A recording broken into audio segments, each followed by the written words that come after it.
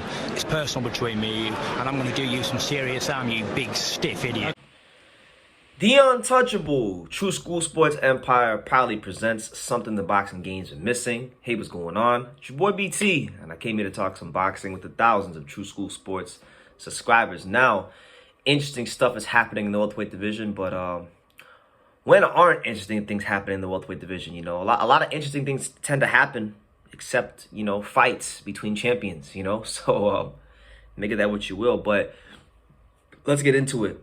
Errol Spence Jr., we know just by his whole presence in the division, his existence in the welterweight division, it ruins the welterweight division, and it muddies up the waters, and it causes all this confusion because we know that Errol Spence Jr., there's been this speculation for months now that Errol Spence is going to go up from 147 to 154 to fight Keith Thurman in a non-title bout, which then leads to further speculation that once that fight happens, he's going to stay at 154 and vacate all the titles he currently owns in the welterweight division. But Errol Spence hasn't actually moved up to 54 yet. He hasn't done anything. He hasn't announced anything, and we're already in the middle of March. So make of that what you will. It's not good for the division that's what's happening with his career, right? So shout out to Al Heyman. But in the intermediate time, the WBC has ordered a interim title fight, and it's a really interesting matchup. Now, make of this what you will, guys, but Yordenis Ugas, you know, the former WBC welterweight world title challenger and, you know, former WBA champion himself, he has been ordered to fight none other than my dad's favorite fighter, my dad's, you know, personal favorite fighter, and the man who shares the same birthday with him, you know, El Azteca, San Antonio's very own Mario Barrios, you know. So Ugas versus Barrios for the WBC interim title. Very interesting, crazy stuff. Now, for those of you, my dad doesn't actually like Mario Barrios. He can, you know, if you watch the lives, you guys know exactly how my pops feels about Mario Barrios. But you know, look, interesting fight. Ugas, we ain't seen or heard from Ugas since Errol Spence rearranged his face last year. But Ugas is definitely one of the better welterweights out there. That can't be disputed or refuted. Like he's really good. Beat Manny Pacquiao. You know, a lot of people thought he beat Sean Porter. Has a good resume. Has fought most of the top guys in the division that he could fight. You know, was a guy that rebuilt himself. Beat guys like Jamal James and Abel Ramos and whatnot. You know, stopped Ray Robinson. So he's a good fighter. You know, I like Ugas, and I'm really admire his story as a guy who was really a bust early in his career and then rose from the ashes to make himself one of the top contenders and you know, and a champion at that. So, you know, you got to respect a guy with that kind of resilience. You know, I'm not going to ever really down him for that. But Mario Barrios, this will only be Mario Barrios' third fight in the welterweight division, right? His first fight at welterweight was against Keith Thurman. He put up a good performance. He fought hard and valiantly. He actually hurt Keith Thurman, but he couldn't finish him.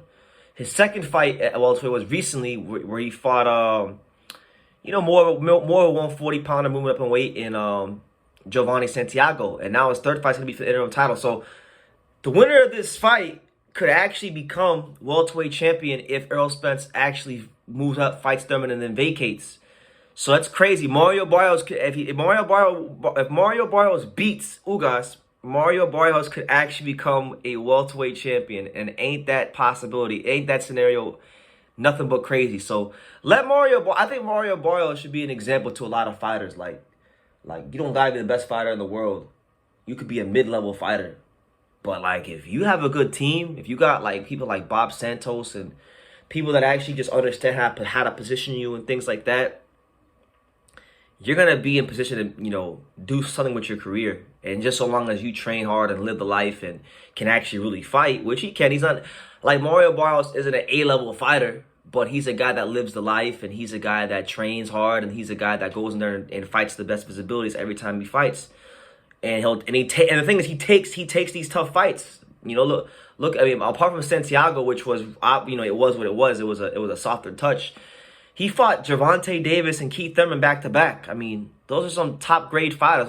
You can't do much better in boxing than them kind of names and them kind of fighters. So he has my respect for that. But as far as him fighting Ugas, I think it's a fight that Barrios can actually win. Ugas is actually a fighter where, you know, there's going to be questions. You know, we know Ugas is a guy that got beat up in severe fashion, had a broken orbital bone with Spence. And anytime you talk about broken orbital bones, it's always tough for a fighter to overcome that. Look what happened to Kell Brook all those years ago. You know, so it's gonna be difficult for him. But you know, style-wise, Ugas has a style where he likes to fight at a certain pace.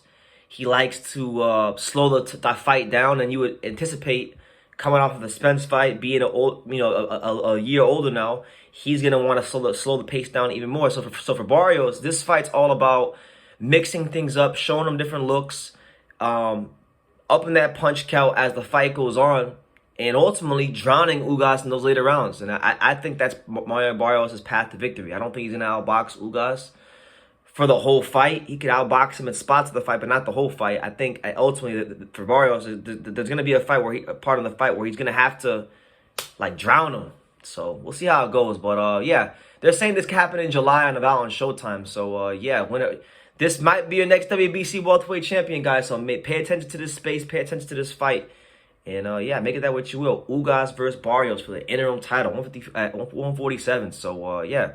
Let me know what you guys think about this down below. Make sure you guys take the time to subscribe. And like I say in every single one of these videos, you can love me or you can hate me. But I'm just a kid from Dania. So until next time, take care, guys.